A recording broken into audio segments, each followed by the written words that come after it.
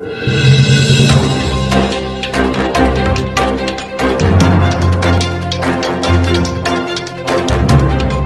आप देख रहे हैं डीडीआर न्यूज। मैं इस समय गोरखपुर में मौजूद हूँ जो शास्त्री चौक कहलाता है। यहाँ पर आम आदमी पार्टी के आज मनीष सिसोदिया 17 माह बाद जेल से रिहा हुए हैं और पूरे देश भर में आम आदमी पार्टी कार्यकर्ता जो है मिठाइयाँ बांट करके खुशियां मना रहे हैं। और आम आदमी पार्टी गोरखपुर में इस समय मौजूद है जो शास्त्री चौराहे पे है। और बाकी लोग जो है मिठाइयाँ एक दूसरे को खिला करके खुशियां मना रहे हैं मनीष सिसोदिया के जेल से छूटने। आइए इसी संदर्भ में बात करते हैं।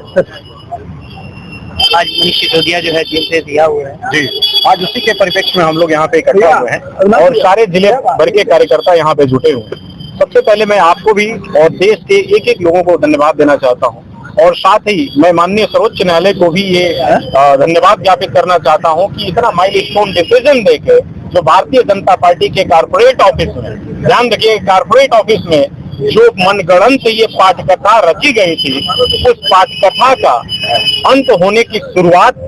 माननीय सर्वोच्च न्यायालय ने कर दी है। और एक एक करके हमारे नेता, चाहे वो हमारे प्रदेश के प्रभारी माननीय सांसद श्री संजय सिंह जी हों या मनीष सिसोदिया जी हों, सारे नेता एक एक करके बाहर आ रहे हैं और आप आने वाले चुनाव में इसका परिणाम आपको देखने के लिए बहुत अच्छे से मिल जाएगा। दिल्ली के चुनाव से पहले क्या सारे नेता आपके रिहा हो गए? सर, अभी ये तो हम तो मानते हैं कि सारे नेता हमारे रिहा हो चुके हैं, क्योंकि आप जानते हैं कि जिस दिन माननीय हमारे अरविंद केजरीवाल जी के बारे में सुप्रीम कोर्ट ने डिसीजन दिया कि ईडी के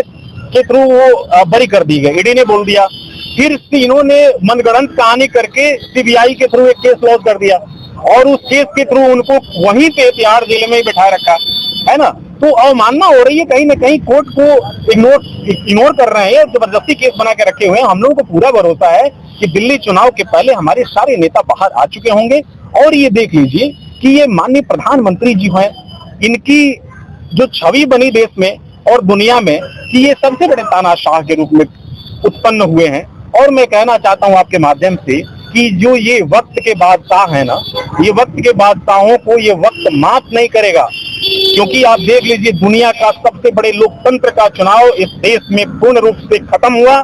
और उस चुनाव के बाद, उस चुनाव में इन्होंने, चुनाव के पहले ही दिन पार्टियों को तोड़ा गया, एक एक पार्टियों के सिंबल ले लिए गए, विपक्ष के नेताओं को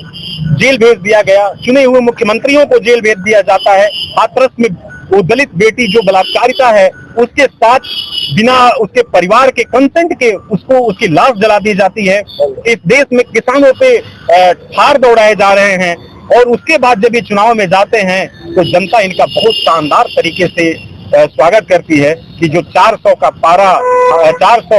पार का जो नारा हमारे प्रधानमंत्री जी ने दिया है, उनको तोड़ने का काम और उनके जो मान उन्होंने और झूठी साइन बनाई थी टूट गया है, आप समझ लीजिए। नहीं तो पिछले 10 सालों में जबरदस्ती एक एक विधेयक को ये पारित करा लेते थे कि ये पहली बार हुआ है 2-4 दिन पहले कि मुस्लिम वक्फ बोर्ड का जो ये देखे हैं कि बिल जो पारित नहीं हो पाई वो डायरेक्ट ज्वाइंट पार्लियामेंट्री कमेटी को ट्रांसफर हो गई। ये देश की जीत है, ये संविधान की जीत है, बाबा साहब के बनाए हुए संविधान की जीत है, एक एक देशवासी की जीत है और इनकी हार है